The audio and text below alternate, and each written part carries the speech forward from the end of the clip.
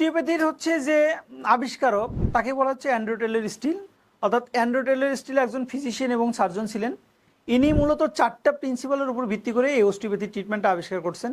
তো number 1 principal বলছে যে our body is composed of many parts, all intimately related and working together as a single functional unit. অর্থাৎ আমাদের body অনেকগুলো parts দিয়ে তৈরি, সবগুলো একটা সিঙ্গেল ফাংশনাল ইউনিট হিসেবে কাজ করে। 2 নম্বর বলছে optimum health is only possible when all of the cell and tissue function together in a harmonious motion. সুস্বাস্থ্যটা তখনই সম্ভব যখন আমাদের পা থেকে মাথা পর্যন্ত প্রত্যেকটা সেল এবং টিস্যু একটা রিদমে কাজ করবে। আদারওয়াইজ আমাদের বডিতে যে কোনো যদি একটা সেল ইসকেমিক থাকে, যে কোনো একটা টিস্যু যদি ইনজুরিড থাকে, তাহলে তার জন্য হোল বডি অ্যাফেক্টেড থাকে। আপনার একটা আঙ্গুলের যদি একটু আঘাত লাগে, ইনজুরি হয়ে যায়, তাহলে কিন্তু হোল বডি অসুস্থ থাকে, থাকে না? না থাকে। আপনার যদি পায়ের একটা নখ উঠে যায়, তাহলেও আপনি হোল বডি, এটার জন্য আপনি শুয়ে বসে থাকেন। একটু যদি চোখ ওঠে, তাহলেও আপনার হোল বডি অসুস্থ হয়ে যায়, এটার জন্য আপনি শুয়ে বসে থাকেন। তো অপটিমাম হেলথটা তখনই পসিবল যখন আমাদের প্রত্যেকটা সেল এবং টিস্যু একটা রিদমে কাজ করবে, হারমোনিয়াস মোশনে কাজ করবে। 3 নম্বর প্রিন্সিপাল বলছে যে many disease could have their origin in slight anatomical deviation from normal. অনেকগুলো রোগের উৎপত্তি হয় স্লাইট অ্যানাটমিক্যাল ডেভিয়েশনের কারণে। অনেকগুলো রোগের উৎপত্তি হয় কি? Slight anatomical deviation. আমি যদি উদাহরণ দেই, তুমি এলবো জয়েন্টটা মুভমেন্ট করো, normal, it's normal, normal normal movement হচ্ছে না? না হচ্ছে। যদি আমি এই শোল্ডারটাকে একটু মিডিয়ালি ডেভিয়েটেড করে দেই, এখন এলবো জয়েন্ট মুভমেন্ট করো, রেস্ট্রিকশন আছে না? না আছে। এই অবস্থায় যখন সে লং টাইম চলবে, এই অবস্থায় যখন সে লং টাইম কাজ করবে, তখন তার টেনিস এলবো হবে, তখন গলফার সেলবো হবে, সিটিএস হবে, ডিকরবেন্টিনোসাইনোভাইটিস হবে। এই কন্ডিশনগুলো তার আপার লিম্বের যতগুলো কন্ডিশন আছে সবগুলো ডেভেলপ করতে পারে। তো এখন এই টেনিস এলবোর জন্য এখানে কি ঘষাঘষি করে কোনো লাভ আছে? লাভ আছে, কিছুটা হলেও লাভ আছে। যেহেতু এই জয়েন্টটা মিডিয়ালি শিফট করার কারণে এখানে টেনিস এলবো হয়, তখন এই মাসলগুলোতে এক ধরনের ট্রিগার ডেভেলপ করে। কি করে?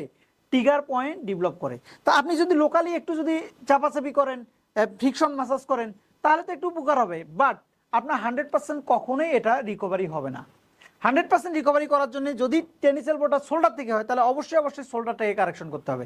এই টেনিস এলবোটা যদি আপার ট্রাপিজিয়াস থেকে হয়, তাহলে আপার ট্রাপিজিয়াসকে অবশ্যই কারেকশন করতে হবে। এই টেনিস এলবো হতে পারে সুপ্রা স্পাইনাটাস থেকে, তাহলে সেক্ষেত্রে সুপ্রা স্পাইনাটাস অবশ্যই কারেকশন করতে হবে।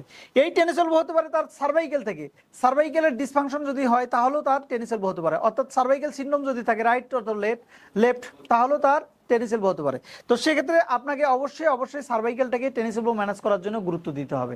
এই টেনিস এলবো হতে পারে ল্যাটিসমাস ডরসির থেকে। ল্যাটিসমাস ডরসি যদি টাইট হয়ে যায় অথবা ইমব্যালেন্স হয়ে যায়, তাহলে এই শোল্ডারটা মিডিয়ালি ডেভিয়েটেড হয়।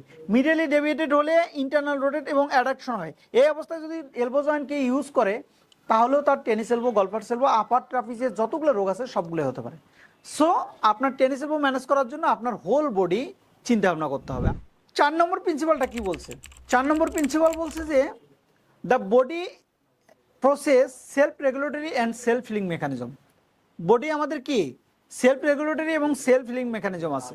অর্থাৎ আমাদের হাড় যদি ভেঙে যায়, তাহলে এখানকার কাজটা হচ্ছে এটাকে জাস্ট ইমোবিলাইজ করে রাখা, তাহলে এটা অটো হিলিং হয়ে যাবে। বডি কি করবে? অটো হিল করে ফেলবে।